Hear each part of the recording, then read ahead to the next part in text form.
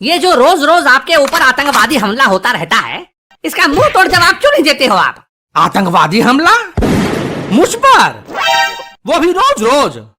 हाँ, और नहीं तो क्या। मम्मी जो आपके साथ करती है वो कोई आतंकवादी हमले से कम थोड़े ना है।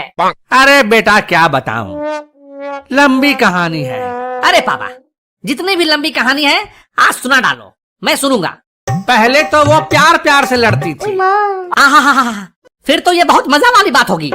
हाँ, मजे की बात तो थी, बिल्कुल थी। फिर वो बर्तन फेंक फेंक कर लड़ने लगी। अरे रे रे रे रे रे, फिर तो ये बहुत सजा वाली बात हो गई पापा। बिल्कुल सही कहा बेटा। इतनी खौफनाक बीवी कहाँ से लाए थे पापा? ससुराल से लाया था, और कहाँ से लाऊंगा।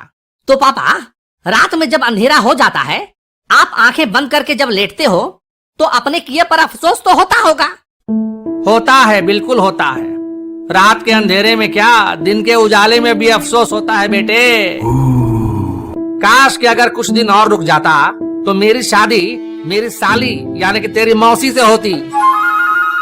आहा, तेरी मौसी वो कितनी सुशील है, सुंदर है, लेकिन तुम्हारे नाना ने धोखा दे दिया। बुढ़े ने घी वाली इमरती दिखाकर जिलेबी थमा दी, वो भी डालडा वाली। मतलब दिल आपका मौसी पे आया था, पर बिल मम्मी के नाम का फटा। जो भी समझ लो। तो भी कोई फायदा नहीं होता पापा।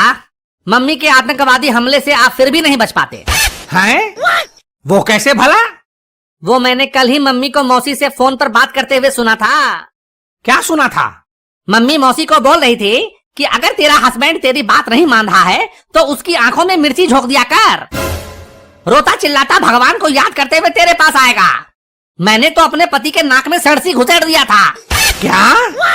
अब वो दोनों इस तरह की बातें क्या करती हैं? तो बात नहीं करेगी तो और क्या करेगी? मोबाइल में जब अनलिमिटेड कॉलिंग फ्री है तो अपनी बहन से ही बात करके अपना दिल हल्का करेगी ना। अरे इसे दिल हल्का करना थोड़े ना कहते हैं, इसे चुगली करना कहते हैं। मुझे तो लगा कि इसे कान भरना कहते हैं। अरे नहीं बेटा, इसे कान भरना नहीं कहते हैं, इसे चुगली करना कहते हैं। चुगली चुगली में दो लोग एक दूसरे से तीसरे आदमी की शिकायत बतियाया करते हैं। अच्छा, तो आपको क्या लगता है वो दो बहनें आपस में बात करती हैं तो किसकी चुगली करती होंगी? अपने अपने पति की चुगली करती होंगी, और क्या करेंगी। इंडिया पाकिस्तान शांति वार्ता का प्रस्ताव थोड़े ना पास करेंगी। पापा, आपको तो बहुत पता है, आप तो त्रिकालदर्शी मालूम पड़ते हैं। इसमें ना ही कोई शक की गुंजाइश है और ना ही कोई संदेह कि वो किसी की चुगली नहीं करती हैं। वैसे भी तुम्हारी मम्मी के पास काम ही क्या है? घर में झाड़ू पोछा लगाने और बर्तन धोने के लिए काम वाली बाई है ही, खाना पकाने के लिए भी अलग से कुक है ही, और बाजार से सामान लाने के लिए मैं हूं ही। सारा दिन ऑफिस में मजदूरी करो और छुट्टी वाले दिन में घर पे गधा बन के रह गया हूं मैं, गधा। और तेरी मम्मी, उसको तो ऐश ही ऐश है, बस सारा दिन खाना ठूसती रहती है और सोफे पे पसर के टीवी पर सास बहू के सीरियल्स देखती रहती है। पापा, आपको ऐसा नहीं बोलना चाहिए। अरे बोलने दे, आज दिल की भड़ास निकलने दे। तुझे क्या पता, तू तो स्कूल चला जाता है। इधर जब कभी घर में काम वाली बाई नहीं आती, छुट्टी कर लेती है, तो तेरी माँ मुझसे ही घर का सारा काम करवाती है। साला शादी से पहले शेर था मैं, शेर। अब कुत्ता बन के रह गया हूँ, कुत्ता कुत्ता कुत्ता कुत्ता। अरे पापा, आप मुझे कंफ्यूजियाओ मत। आप पहले नक्की करो, आप गधा हो, शेर हो या कुत्ता? क्या?